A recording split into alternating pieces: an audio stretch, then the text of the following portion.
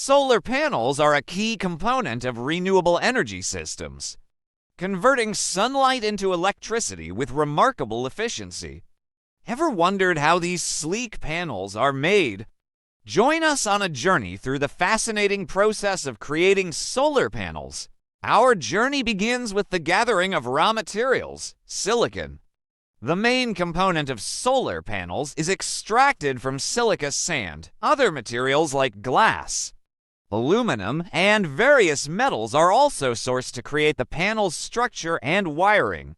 In a high-temperature furnace, the extracted silicon is melted and purified to form silicon ingots.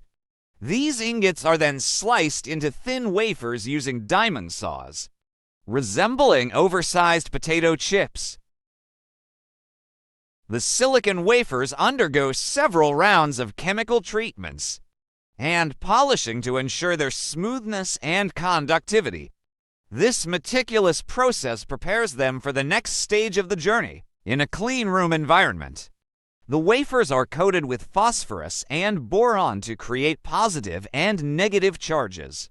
Essential for generating electricity, thin conductive metal strips, known as bus bars and fingers, are screen printed onto the wafers to collect and transfer the electrical current. Now it's time to assemble the solar cells into panels. Multiple cells are soldered together and encapsulated within layers of protective material, usually tempered glass and EVA, ethylene vinyl acetate. This encapsulation ensures durability and efficiency, shielding the cells from external elements while allowing sunlight to pass through before leaving the factory. Each panel undergoes rigorous quality testing. Technicians inspect for defects, measure electrical output, and ensure that every panel meets strict performance standards. And there you have it, the journey of a solar panel. From raw materials to a powerful tool for harnessing renewable energy.